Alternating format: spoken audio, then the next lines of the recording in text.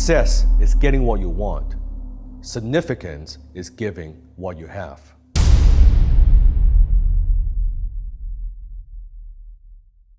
Why don't we talk a little bit about what you're calling this greatest financial crisis and how it can actually be turned around for people if we think about it the right way? It's a very challenging times, and it's interesting because on my YouTube channel, just in November, I actually made a video about this that talk about like a recession coming and why you want to like certain strategies you want to implement before the thing hits. Now, what I didn't predict and expect is you would get a coronavirus. Combine that with a lot of the existing problems in the financial systems, obviously. So it becomes this huge perfect storm. And I think a lot of people, they are simply not equipped to deal with something like this. Like it feels like it's out of a movie, right? When lockdown is happening, when you have like literally bodies piling up in New York in front of hospitals, like this is like from Walking Dead or something. Like this is unheard of, and it is a great financial crisis. And companies are shutting down, governments are shutting down, and in Canada it's the same thing where Canadians, I think, are having a very tough time. I think the challenge is most people, I think they're still operating based on the old paradigm, right? Where I talked about the job economy, right? Like the job economy is dead. Like normal, it's dead. Forget, like throw that out the window. Like things are not going to be normal. People's buying behaviors would change. But it is a crisis. I think in Chinese words, we talk about this. We have like crisis in Chinese actually means opportunity meets danger. Mm-hmm. Right? It's like two words in one. So for Canadians, you could take advantage of this. And I'm not saying about taking advantage, meaning like you stock up in hand sanitizer. People. Yeah, right. Yeah, like stocking up on supplies and then try to flip it on Amazon and all. No. I'm talking about like profit during the crisis, not taking advantage, but actually getting your product and service out there using technology and internet, social media, where like now it cannot be a better time. Because right. So it really is about switching gears and thinking about, okay, if everything's changing, which it is, I mean, the world has never been put on pause before, ever. Right? So things are changing. The economy is probably going to take a major shift. We're already seeing that retailers are going out of business left, right, and center. Yeah. Traditional jobs are very, very, unreliable. Yeah. So there's a couple of choices, right? You can cross your fingers and hope for the best, or you can adjust and modify and acquire new skills. So are you going to be talking about what skills people really need to acquire for this new economy? Correct. And the skill that I'm talking about is like people talk about, oh, you want to recession-proof your business, right? But I don't think that people understand that you could have a recession-proof business or even a skill set that is recession-proof, but it doesn't mean it's pandemic-proof. Mm. They are two different things, right? Let's say a pub, a bar. Usually when the economy is bad, when the economy is good, people go have one drink. When the economy is bad, people go have two drinks, right? So or more. A bar business is still good, it's still good, but they are recession-proof, but they're not pandemic-proof. Right. So before, it's like, how Dave, back in the days, we talk about, well, wouldn't it be nice to be able to work from home, like work in the comfort of your own home and generate income, right? It's almost like a privilege. It's a luxury, right? Now from luxury, now it's necessity. You better be able to work from home. You better be able to generate income without face-to-face, right? Because like this virus it's only a matter of time it's going to be over. Maybe 6 months, maybe a year. But what I could guarantee, this is not going to be the last virus that we see, right? It might come back 6, 7, 8 years. The question is, what are we doing today to make sure that when that happens again, we are prepared? At the same time, right now, how can we profit from it? Because you have that window of opportunities in the next. It's not, people might think it's going to be like a U curve, like the economy, not going to be U curve. it's going to be an L. This is going to take a long time, Yeah. right? Like from my research, probably 2 to 4 years. So what are we going to do in 2 to 4 years, right? Yeah. So Dan, today let's talk about what you call how to create your own economy. So what does that mean? What is that exactly? We think about where now. First of all, there's no question. People are asking, "Oh, are we in a recession? Are we entering recession?" We're gonna be for sure. Yeah. Yeah, like we are in a recession. Okay, when you have companies shut down, laying off, it's no doubt, right? We are in a recession. And what is interesting, you notice when I say you can create your own economies, yes, the outside economy could be bad. This crisis happening, this coronavirus happening. But as an individual, as a business person, or as a professional, that you always have the choice to say, you know what, I refuse to participate in the recession. I refuse to buy into all the fear and doom and gloom. And I'm not talking about positive thinking. I'm talking about strategies, right? Things that you can actually do to say, you know what, I'm not going to do that. I'm going to be proactive.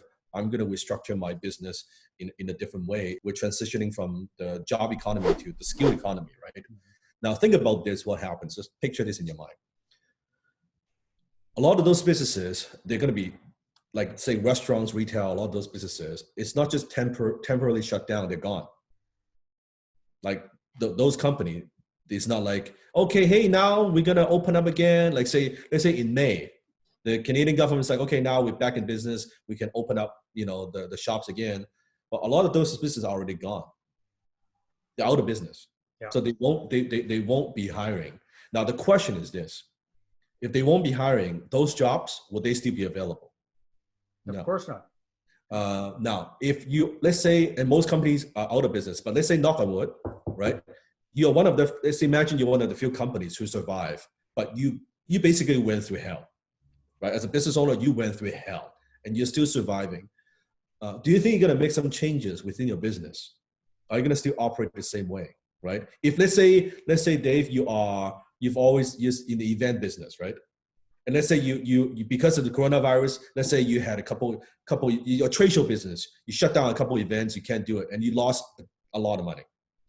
Will you still operate the business the same way? Or are you going to look for different way of doing it? Maybe more virtual, right? If you're smart, you're going to look for a different way to do it. Yeah, entrepreneur, we always look for how can I do this better, right? So what it means is if you change your business model, it also means the nature of the people that you will hire will change, because the people that you need would be different now. Mm-hmm. So then it's this huge market, like huge gap in the marketplace where things that you think before we moving to artificial intelligence, robots, right, technology. What the coronavirus did is to accelerate that. It's an accelerator, right? If I am Uber, after this incident, like before I'm testing like Airbnb, Uber, like Uber before, like I'm testing like driverless car. If I'm Uber, I'm going all in, right? I would not want drivers because drivers pass on diseases, right? Viruses. I want every like delivery, like everything you think about this domino effect, like across different industries. That's huge. Now it's a big problem for a lot of people, but at the same time, you can see also there's an opportunity. People who have certain skill sets that could serve these markets, those would be booming because they will be more in demand than ever. Okay, but so somebody's watching this, they're going, that sounds great, Dan. I don't know the first thing about doing anything on the internet. I don't know how to start virtual stores. I don't know it. What can I do as an individual, as a guy, to help pay the bills for myself and my family moving ahead? I mean, all this sounds a little too cerebral for me. I'm not into robots. I'm not Uber. How do I pay the bills? How do I survive through and after this crisis? It's very simple. I always say it's a skill that pays the bills. It's not so much about like, robotic and into artificial intelligence and all that. No, there are certain skill sets that you could develop. There's certain skill sets that in demand. Most importantly, this is key. Doesn't matter if you join the presentation or not. There's certain skill sets that won't be replaced by robots. Okay. You want to you want those type of skill sets that won't be replaced by robots. Like if you are, just before the whole pandemic, I was actually in Vegas, right? And just before the whole shutdown, right? In Vegas, and I noticed it's interesting, in one of the casinos, you have on one side, what, like literally like maybe 10 feet away, bartender bartending, Mhm. 2 customers. The other side, right, 10 feet right there, it's a arm with a machine mixing the drinks. That had 30 people. People are taking selfie, people are like doing Instagram and looking at the, I'm like, okay, if I was to guess a machine mixing a drink or a person mixing a drink, who's going to be more accurate? Who can work 24/7, right? Who doesn't require tips? Who doesn't call in sick? Yeah, right. Right? And who is more attracting in terms of eyeballs, right? No one is doing a selfie with a bartender. A lot of people are doing a selfie with that robot, right? So, but imagine that across the sport, like across any sectors. So now, if I'm a bartender, I'm at risk because I can see the robot is kicking my ass, right? That's going to happen to, you think about any restaurant, cooking, you name it, right? So those skill sets will be replaced. I call them like they're more the low value skill sets, right? If the waiter, like you can see, even search on YouTube, Alibaba developed a hotel on YouTube that the whole hotel, except the front desk, a couple people, the entire hotel, from the chef, from everything, it's all robots. Wow. You check in with your phone. You don't go to the front desk. You check in your phone. They have a scan. Everything. Everything is automated. You don't see a person. Food delivered through a robot. If you order home or room service, that's going to be like this. I know it feels like a futuristic film. It feels like, no, it's happening right now. Yeah. It's like it's happening right now. And So so what I'm saying that's is, scaring the shit out of us. so now it's like like there are a lot of companies who are thinking, well, maybe a little bit too early with the whole virus.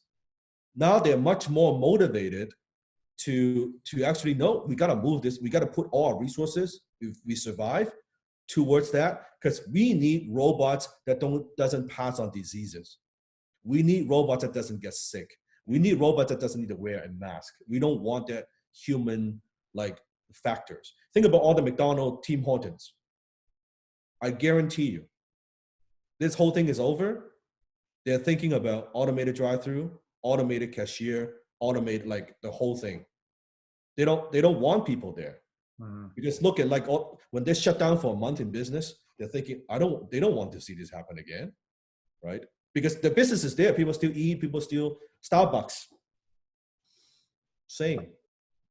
Yeah. It's going to be the same. So we're holding back. If we're still holding on to the old economy, like it's going to be very challenging. So the message is, yeah, what you used to have for a job very well might not exist after this or for very long after this.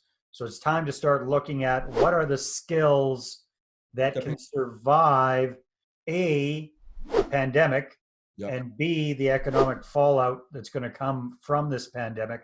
What can you do moving ahead, not just to survive, but actually to make more money than what you're doing right now and live a better life and provide more security for yourself and your family moving ahead? That's the real message, right? I was talking about like this morning, I saw 2 messages, 2 of my students like making more money in this crisis. One of them, she actually just made $10,000 US. She shared a post within Facebook group. Like now, like in this crisis, not many people are making $10,000. You know what I mean? Like people are still trying to hang on to their job. Well, they're getting their $2,000 from the government to survive on. Yeah, and I mean, look at how long the government could assist 1 time, 2 times, right? The government the government can't save us. No. That's why we need to create our own economy. Like we need to take the responsibility, being intelligent, like responsible individual to take care of your family. I'll share one more thing. You know how I used to talk about financial freedom? That was many years ago, right? Yeah. Starting about probably 5-6 years ago, I don't talk about financial freedom anymore because I found that that's actually an illusion. I shift all my messaging, and I used to believe in that. I shift all my messaging, all my core philosophy into developing financial confidence. And it's very different from financial freedom. When you think about financial freedom, people think about sitting on a beach and doing nothing, and that was it, right? Mm-hmm. Like retirement. Financial confidence is knowing that doesn't matter what happens to the economy, even though there's a crisis, you can still generate income, that you can still have the ability to produce income to take care of your family, take care of yourself, right? So think about now the crisis happening. Do you think people are still talking about like financial freedom? Not as much, no. No, they're not thinking about let's sit on a beach and do nothing. No, they're just, how can I survive? How can I get through this, right? Versus because I've shifted into financial confidence, everything I do as a company, that it's completely different. I think that's what I'm trying to teach is don't aim for financial freedom, aim for financial confidence. I like So it. it doesn't matter what happens, you're okay, that you're not counting on the government, you're not even counting on the investments to provide, right? Because now, like you can see real estate, even people are, they have a tough time paying rent, right? Like there are a lot of things that are happening that it's. So bottom line, what you're saying is if the entire rug gets pulled out from underneath your feet, Yeah, okay.